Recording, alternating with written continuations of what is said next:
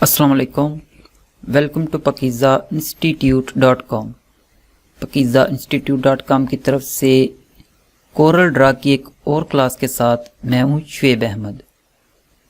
तो स्टूडेंट्स, आज हम कोरल ड्रा की क्लास नंबर 11 स्टार्ट करेंगे और आज का हमारा जो टॉपिक है वो है क्रॉप टूल। आई होप आपको इसके नाम का पहले ही पता होगा, क्योंकि अब तो मोबाइल वगैरह में भी आपने देखा होगा कि क्रॉप करने की ऑप्शन होती है। इवन कि अगर आप किसी सोशल मीडिया पे अपनी पिक अपलोड करते हो फेसबुक पे या फिर जीमेल पे या फिर इंस्टाग्राम वगैरह पे, तो वहाँ पे पिक अपलोड करने के बाद आपको वहाँ पे क्रॉप की ऑप्शन ज़रूर नज़र आती है। तो यहाँ पे ये एक पिक मैंने ओपन की हुई है। तो यहाँ पे देखें तो थर्ड टूल, यहाँ पे जो आपको टूल बार नज़र आ रहे हैं, इनमें यहाँ पे थर्ड टूल जो है वो है क्रॉप टूल। इसके ऊपर अगर आप क्लिक करते हो तो देन ये आई थिंक एक्टिव हो गया था। यहाँ से इसे क्लियर कर लेते हैं। यहाँ पे क्रॉप टूल के ऊपर अगर आप क्लिक करते हो तो आपको इसके अंदर 4 टूल नज़र आएंगे। फर्स्ट पे क्रॉप टूल है, देन नाइफ टूल, उसके बाद virtual segment delete and then eraser tool है।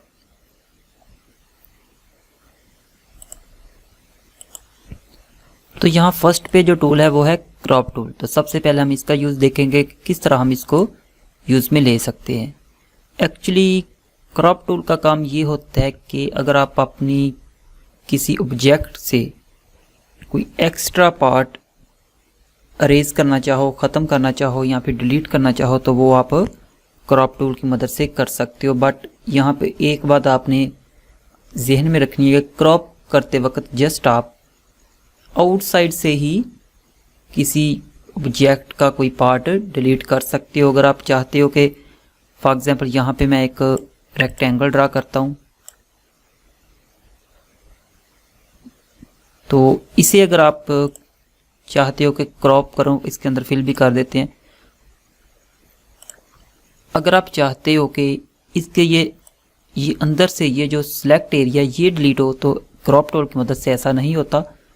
जितना इसके अंदर सिलेक्ट हो जाता है वो डेटा आपका मौजूद रहता है एंड दूसरा डेटा जो इसके अंदर क्रॉप टूल की ने कवर नहीं किया होता वो डिलीट हो जाता है। फॉर एग्जांपल ये हमने सिलेक्ट किया है, एंटर प्रेस किया है, तो ये देखें जो आउटसाइड पे जो आपका ऑब्जेक्ट था वो डिलीट हो चुका है।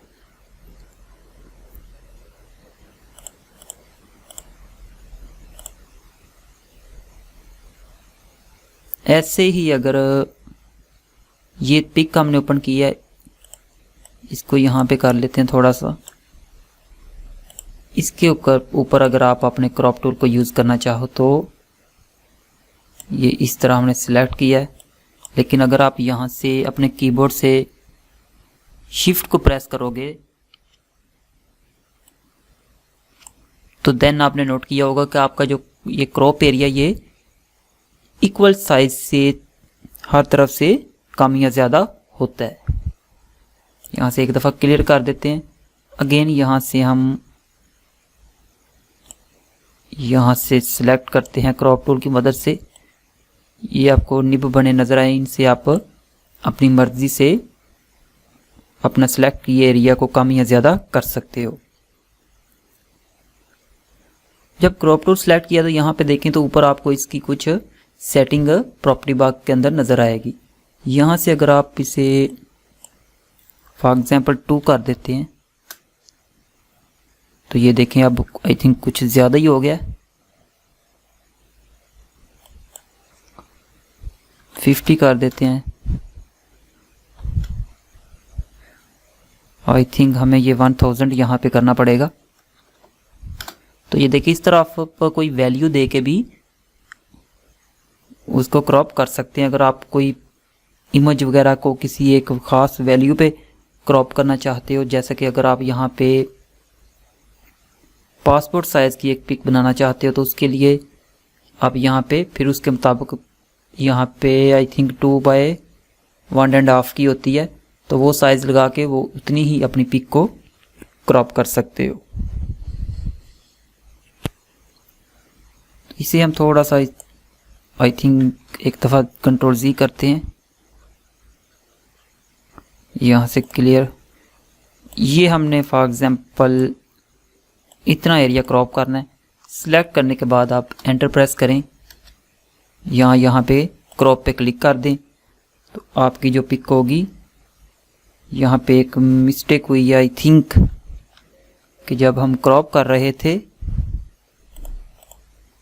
हमें ये पिक ही सिलेक्ट करनी थी, जबकि हमारे पास कोई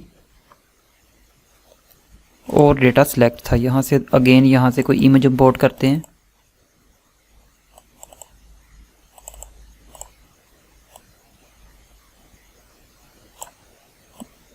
ये हमने इंपोर्ट की और यहाँ पे एक रेक्टेंगल ड्रा कर लिया है। अब हमें ये वाली पिक को क्रॉप करना है, तो इसे सिलेक्ट करते हैं इतना एंड क्रॉप कर दिया है। तो ये देखिए इस वक्त अब हमारा जो रेक्टेंगल था वो अपनी जगह पे मौजूद है। पहले क्या हुआ था कि हमारा रेक्टेंगल भी क्रॉप हो गया था, वो इसलिए कि उस वक्त जो हमारा सिलेक्टेड ऑब्जेक्ट था वो रेक्टेंगल था। मज़ीद इसे थोड़ा सा हम क्रॉप करेंगे, लेकिन उससे पहले हम इसको सिलेक्ट कर लें। ये इतना एरिया, उसके बाद यहाँ पे क्रॉप प्रेस कर दें तो आपकी ये पिक क्रॉप हो चुकी है। उसके बाद अगर आप इसे रोटेट करना चाहो तो यहाँ पे आपको रोटेट करने की भी ऑप्शन मिलेगी। 45 करते हैं तो ये देखिए आपका जो सिलेक्टेड एरिया फॉर क्रॉप है वो रोटेट हो चुका है और अब ये रोटेशन में ही उसे क्रॉप करेगा। फिर क्या मिसिंग हुई है कि हमारी जो इमेज थी वो सिलेक्टेड थी, जबकि हमें सिलेक्ट करना था रेक्टेंगल को। अब यहाँ से क्रॉप करते हैं, ये देखिए इस तरह क्रॉप करके आप उसे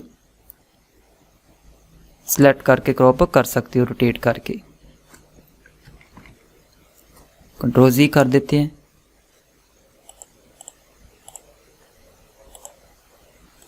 तो ओके स्टूडेंट, आई होप सो आपको क्रॉप टूल की समझ लग गई होगी। नेक्स्ट टूल है वो है नाइफ टूल। हम ये अपने ऑब्जेक्ट को रेक्टेंगल को थोड़ा सा जूम इन कर लेते हैं ताकि आपको आसानी से समझ लग सके।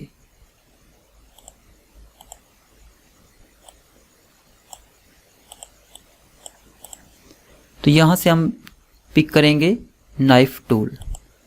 तो नाइफ टूल सेलेक्ट करने के बाद इसे इस तरह अपने ऑब्जेक्ट के ऊपर आप इस तरह जितना एरिया जहां से आपने कट करना है वो सिलेक्ट करेंगे। एक हमने ये आपको छोटी सी यहाँ पे ये देखें लाइन नज़र आ रही होगी, एक यहाँ से हमने किया एंड एक दफ़ा मैं फिर आपको रिपीट कर देता हूँ। पहले आपने क्लिक करके किसी कॉर्नर में इसे सिलेक्ट करना है, देन आपने मैं इस कॉर्नर से इस कॉर्नर को इस तरह इसे कट करना चाहता हूँ नाइफ टूल की मदद से, एंड अगेन इस कॉर्नर से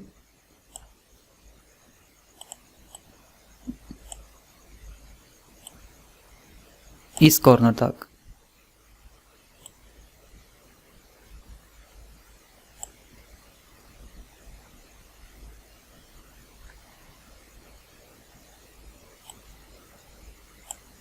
ये आई थिंक यहाँ से थोड़ा सा रह गया। अब इसको अगर आप इसके जो हमने कट किए इसको अलग अलग करना चाहते हो तो यहाँ से देखें तो इसे अगर मूव करते हैं तो क्या होता है, हमारा जो ऑब्जेक्ट है वो कंप्लीट सारे का सारा ही मूव हो रहा है। तो उसके लिए आपने इसके ऊपर राइट क्लिक करना है, देन अनग्रुप करेंगे इसे। उसके बाद इसे आप ये देखिए तो इसके जो पार्ट्स थे जो हमने कट किए थे नाइफ टूल की मदद से वो सेपरेट कर सकोगे। ऐसे ये देखें इसे भी कर सकते हो। इसे हम यहाँ से एक दफ़ा फिर कट कर लेते हैं क्योंकि पहली दफ़ा ये नहीं हुआ था यहाँ से। ये देखिए इस तरह आप मुख्तलिफ शेप्स क्रिएट कर सकते हो नाइफ टूल की मदद से, किसी भी ऑब्जेक्ट को ऐसे सेपरेट करके।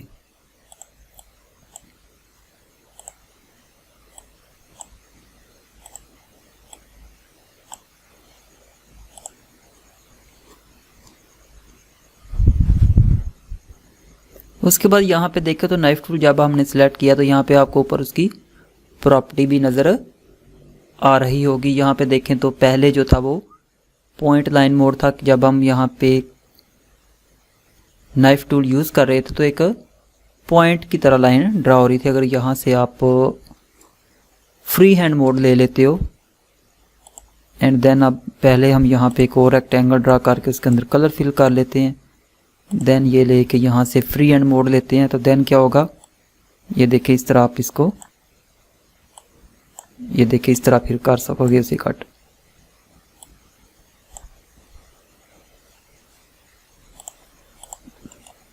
इसे भी अनग्रुप करेंगे देन आप इसको ये देखें सेपरेट कर सकते हो।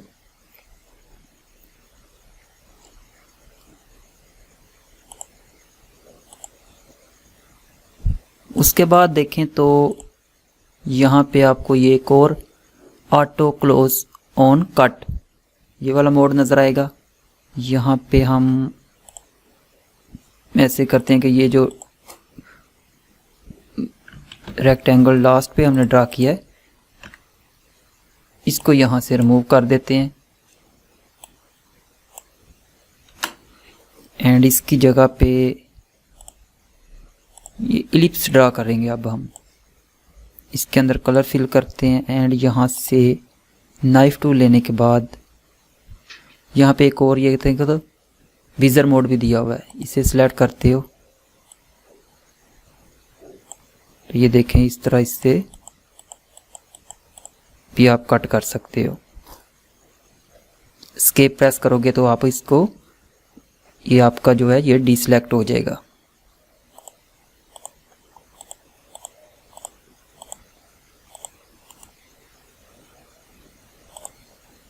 इसे डिलीट करते हैं, अगेन रेक्टेंगल लेते हैं।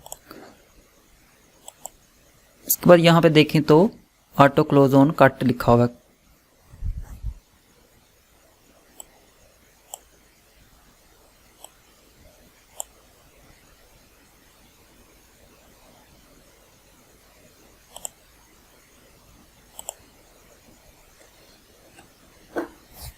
इससे भी आप इसे कट कर सकते हो। उसके बाद यहाँ पे देखें तो वर्चुअल सेगमेंट डिलीट की ऑप्शन दी हुई है।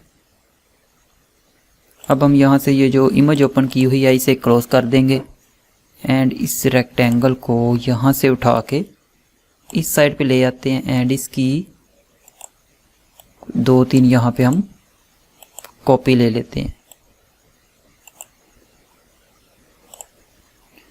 तो ये एक्चुअली ये करता है कि फॉर एग्जांपल आपने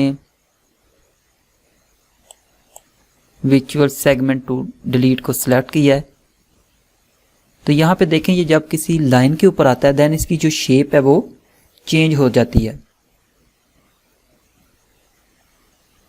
ये देखें अब अगर आप इसे यहाँ से यहाँ तक किसी भी एरिया पे क्लिक करेंगे तो ये क्या करेगा, यहाँ से लेके यहाँ तक की जो ये लाइन आ रही है रेक्टेंगल की इसको डिलीट कर देगा। ये देखें अगर आप यहाँ पे यूज़ करेंगे तो ये यहाँ से जब तक ये नेक्स्ट किसी ऑब्जेक्ट को टच नहीं करता तब तक का इसका जो एरिया वो डिलीट हो जाता है। ये देखें इस तरह आप इसको यूज़ में ले सकते हो, कोई इतना मुश्किल नहीं है ये।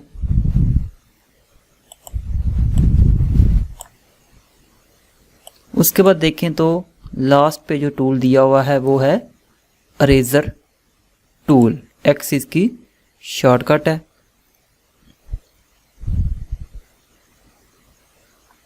यहाँ पे भी हम रेक्टेंगल ड्रा करेंगे, पहले कलर फिल कर लेते हैं।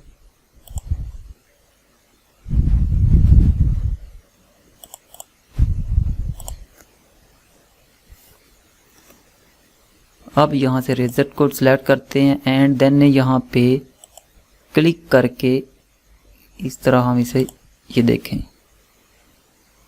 एक पॉइंट से सिलेक्ट करके दूसरे पॉइंट पे जब आप क्लिक करोगे तो देन ये अरेज कर देगा। अब यहाँ पे मूव टूल को और पिक टूल को सिलेक्ट करते हैं तो ये देखिए अभी ये एक ही ऑब्जेक्ट की शेप में मूव हो रहा है, जबकि मुझे चाहिए कि ये यहाँ से हमने अरेज किया है इसके दो पार्ट्स हो जाएं, अलग अलग इसको मूव कर सकें। तो उसके लिए आपने इसे सिलेक्ट करने के बाद राइट क्लिक करें और यहाँ पे टॉप पे देखें तो ब्रेक कर्व अपार्ट की ऑप्शन आपको नज़र आएगी, इस पर क्लिक करें तो देन देखें तो आप ये दोनों ऑब्जेक्ट जो थे अब सेपरेटली आप मूव कर सकते हो। ऐसे ही यहाँ से अगर